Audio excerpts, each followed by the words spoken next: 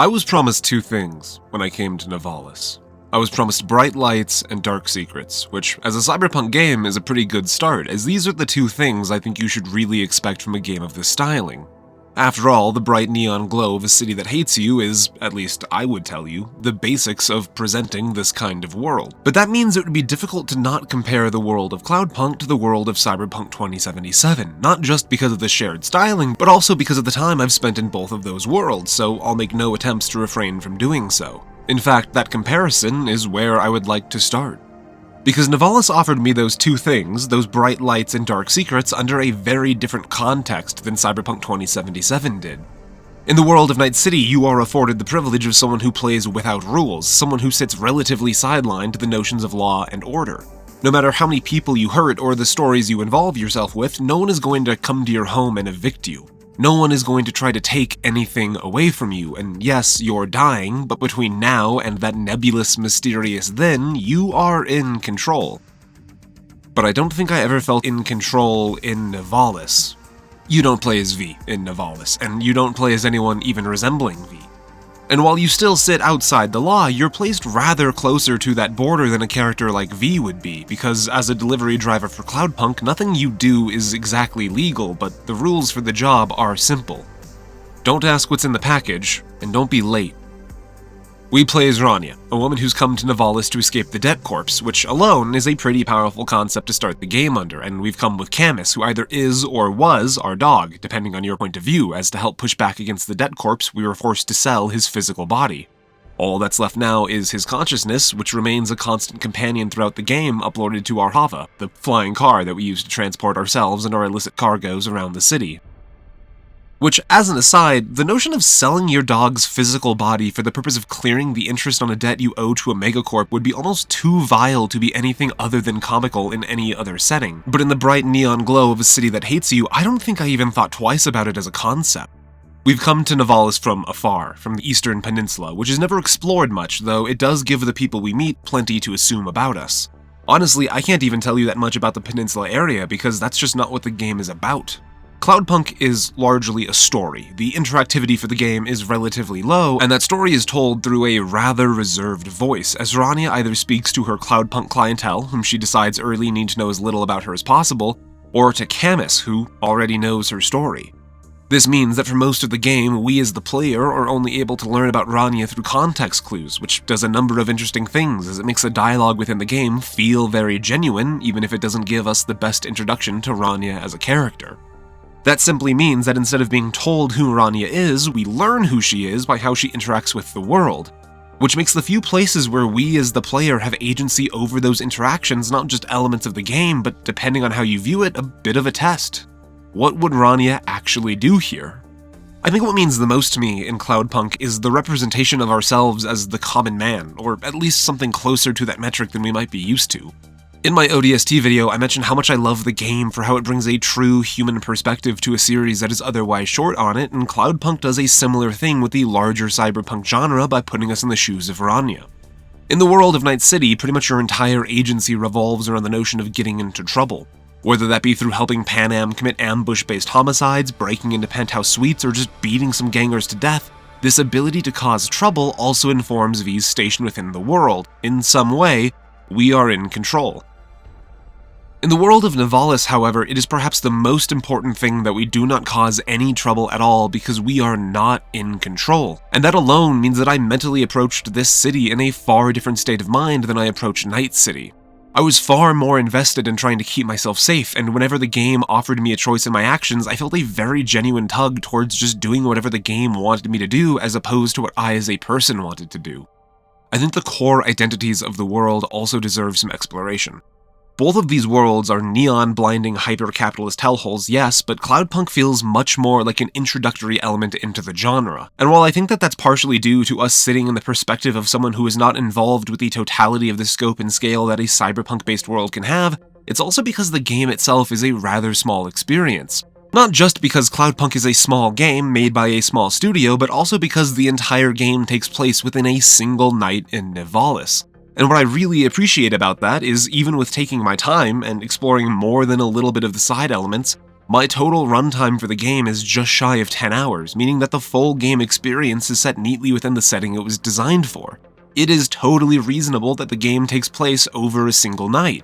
Anyways, we're dancing around the 5.5-minute mark, and I haven't even needed to look at any of my footage to write the script thus far, so we should probably start talking about the actual game. There are two elements to Nivalis that you'll likely notice immediately, between the fact that this world is perhaps the most bright hyper-neon representation of a cyberpunk world I've ever seen, and the fact that this game is made in the voxel style of architecture. The lights I love, obviously, but the voxel style was a bit of a turn-off at the start. I've just never been a big fan of it, but once I caught myself thinking about how artificial the design style is, it suddenly felt perfect, dare I say natural, for a cyberpunk world. Our introduction to the world is done by Control, an older man who acts as our handler for our time in Nivalis, at least while we're on duty with Cloudpunk. The conversation ends with Control welcoming both us, the player, and Rania, the character, to Cloudpunk, both the name of the game we're playing and the organization that Rania now works for. I just love when a line serves double function like that. Our current objective is to head to Cloudpunk HQ to get our first package, and this little flight over is when I knew that the game had me. One of the things I've learned in doing these videos and really starting to analyze the things I consume and enjoy is how much I enjoy audio and sound design in my games. From the hum of the Hava, to the rain falling atop it, to the rumble of the trains on the sky rails and the radio voice that rambles above it all, it is undeniable that Cloudpunk has an incredible grasp on the audio design of not just a well-made game, but also a cyberpunk world specifically. There's an element that's missing from the mix though, and we'll get to that when we get to it, because whoa. There's this book called Neuromancer by William Gibson. It's well regarded as not just a phenomenal book, but also a foundational cornerstone of this cyberpunk genre as a whole, and it opens with the observation that the sky above the port was the color of television, tuned to a dead channel.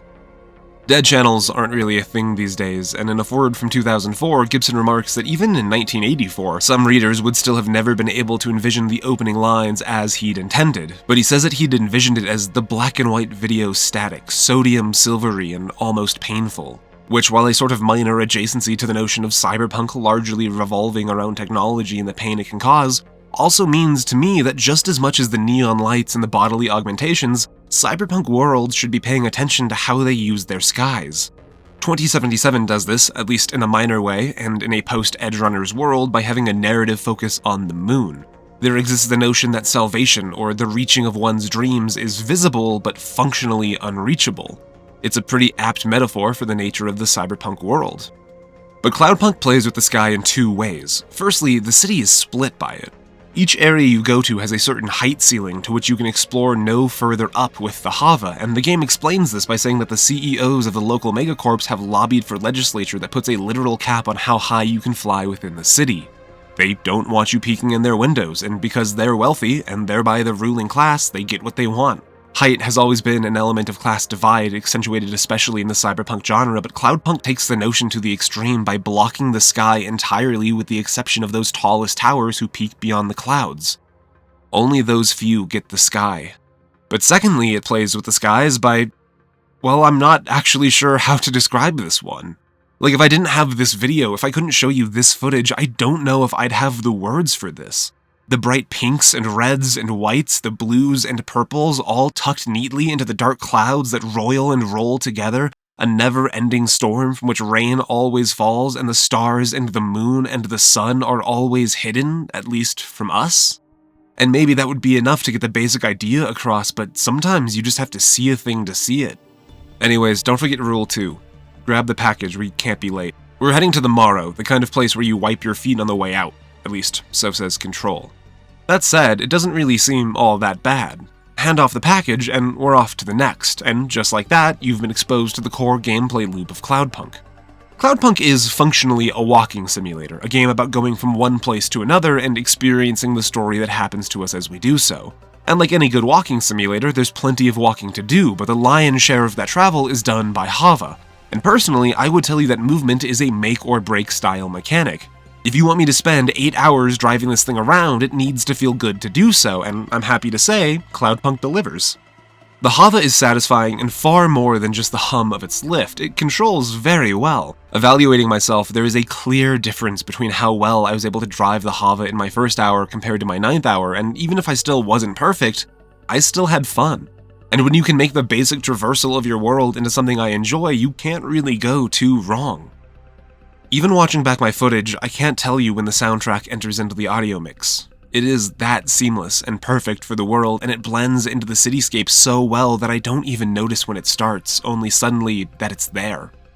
The story of Cloudpunk takes you all around the city of Nivalis, from the highest tower to the lowest frozen corner of its subterranean tunnels, and all the while the soundtrack perfectly fills in the space between. I would say this game's soundtrack sits perfectly in the space between Haven, the only game with a soundtrack I've loved enough to buy on vinyl, and Cyberpunk 2077. If you sit in the perfect Goldilocks zone to know all three of these games, I think you'll agree with that placing. If you don't know those three games, you should. It's the third delivery of the night when the story really starts. Control gives us the details on where to grab our next delivery, but there's hesitation in his voice. He knows something we don't, and there's a part of him that doesn't want us to take this delivery. But his choice is limited, and so is ours. But when we get to the location, there's no one to give us the package. We call for advice, but Control is non-responsive, almost as though he hopes that if he can't tell us which package it is, we won't be able to take it. Camus, being a dog, even if he's currently a car, is still able to sniff it out though, and it's only a moment into having the package inside the Hava that we realize the box is ticking. The game presents two options: deliver the package to its intended destination, or throw it down the trash chute, from which nothing ever returns. This is the game's first dark secret, but there are others: the fate of a girl gone missing, and that of a brother who's gone to see the stars. But I find those secrets far more interesting, because more than a box that ticks, they're people, and people mean far more to me. There's Evelyn, for example, a woman who's lost her memories, only to have them stored on data cards which you can collect around the city. They were originally kept with her therapist, only there was an accident of the unplanned explosive variety, and now the cards, like her therapist, are scattered all over the place. As you help her restore her memory, she understands more and more that what she put away must have been terrible, but she feels incomplete and empty in a way that she cannot continue to live with for so long as those memories are gone, which makes us 2 for 2 on Cyberpunk games with a tragic character named Evelyn. Not all characters in the game are tragic though, some are just people. Weird, silly, flawed, dumb, lovely people. I have rather charming memories of a man that Rania spoke with during a coffee break, a man very enthusiastic about the notion of treating Rania to a date of some sort. To her credit, Rania gives him more than a few chances to nail down what that perfect date might be, but even when she shoots him down because he can't stick the landing, there's never any sense of ill will or predation. It feels much more like a little game played between the two, and it ends with the man insisting that the next time they meet, he'll have found the perfect plan to win her heart. Some, however, are of course less charming. There's this guy, who is the very definition of the finance podcast bro archetype, as annoying and unpleasant as they can possibly be, and there's Glenn Bowe, a racist, sexist, supremacist-style character so on the nose that he might as well be a pair of sunglasses and is exactly as stupid as the figure he's based on. These characters are satirical and fun and more than a little nonsensical, and they don't really have any actual bearing on the story of Cloudpunk as a whole, but exist just so that you can talk to them, which I honestly find rather fun. And the game is full of loads more of these characters, realistically too many to include. But there is of course one final character to mention, and that is Cora, the city itself. When I describe Cyberpunk 2077's Night City as a world that hates you, it is perhaps important to make the distinction that what I really mean is that Night City is a world with systems and peoples in place designed to keep the common person from living anything resembling a rewarding or fulfilling life. And Nivalis is a city that seemingly hates you too, but it's a fundamentally different kind of hate. In his video Control, Anatomy, and the Legacy of the Haunted House, Jacob Geller details a different kind of haunted house. Rather than the traditional "it was haunted and so it became abandoned," he presents the inverse idea, the notion of "it was abandoned and so it became haunted," as though the house itself was an entity, alive in some way, that knew that you had abandoned it, that you'd let it fall to ruins, and it hated you for that. And that is Nivalis. Throughout the story of the game, we slowly become more and more intimately aware of and connected to the city. Not just the brick-and-mortar work that acts as the structure, but the living AI that governs the city's functions. This is Cora, and in the words of the last engineer that attempts to understand her, she has outgrown her station. There were times when I'd be on foot to deliver a package, walking the final meters to its recipient, and I'd hear a great rumble and a screech of metal on metal, and I'd turn to see a tower, hundreds if not thousands of lives contained within it, collapse and drop its floors. But more often than not, I'd hear the sounds, turn, search, and fail to find the tower as it fell. So dense and inhospitable was the city that an entire tower could fall, and I missed it. In truth, Nivalis does not hate you because Cora does not hate you. The city hurts us not because it wants to, but because Cora is hurting. And in the death throes of an AI that controls all things, the city is shaken in turn. The final dark secret of the game is not just that Cora is dying, but that she will take the city with her when she goes. And the resolution to that secret is up for you to decide. I will say, this was not some sort of grand resolution where I have pondered my actions and choices, wondering if I'd done the right thing. I did not sit atop this rooftop as I have sat atop a different rooftop in a different neon city, pondering the choices laid out before me and the consequences of them all. Because in truth, Cloudpunk makes its decisions rather easy to make. In an early encounter, for example, there's been a suspicious outbreak and a portion of the city has been placed under lockdown quarantine. Someone has pulled the right strings though, and Cloudpunk has sent you to pull out a number of people. Specifically, there are 6 people the game allows you to talk with, and you may choose 3 of them to pull out of the quarantine. The people you pull out will be just fine, and the people you leave behind will be none of your business, I suppose. Control does stress that this isn't charity work, and while Cloudpunk can't control who you take, they really do try to say that you should take people who can pay for the service. And what you find once you land is essentially 2 groups of people. A billionaire who doesn't respect you, a billionaire who doesn't care about you, and a scientist who is probably the one behind the lockdown, contrasted by a proud veteran trying to hold on to what friends he has left, a doctor still trying to pay off her student loan debts as she serves the city, and an android who's been in service a single day who will be wiped if left behind. Man, what a conundrum. If you don't mind the spoiler, the game doesn't punish you for doing the human thing and exclusively exfilling with Group 2. Control doesn't even mention it, and I think that's okay, because Cloudpunk reads to me as that introductory style application of the cyberpunk genre. The acknowledgement that this genre can have dark things, terrible people, and hard choices, but it's simultaneously not married to the notion of making you powerless and weak in the face of those elements. Bad things do happen, of course, and people do get hurt, but the thing to remember here is that Cloudpunk is a story first and a game second. This means that regardless of the choices you make, the story must still progress, and naturally this means that your choices can only hold so much weight, and that those bad things can only hurt you so much. And honestly, this places Cloudpunk and the world of Nivalis into a category where I don't think the game really does anything perfectly, but is nonetheless an example of how to do most things perfectly fine. It was not the most moving story, and the characters were not the most engaging, but I remember it all very fondly. To the point where I'm blocking off time in my schedule to explore the DLC story just for me, and I'm actively watching the store page for Nivalis itself, an upcoming slice-of-life simulator set in the same city. Steam wants to tell me that it's similar to Stardew Valley, and like, come on, a neon-bright variant for my favorite This Is Why Knowing Your Neighbor's Name is Important simulator? I'm in. But no, the game is not perfect. The driving is pretty good, the dialogue is fine, the voice acting is also fine. Hats off to Control, played by Mike Burlack, who I would tell you brings the best performance from your typical audio perspective, but Pashta has this fun quality where she reminds me a lot of Vamos from Dark Souls 1, in that it really seems like her lines were recorded in a fundamentally different style and location than the lines for any other character in the game.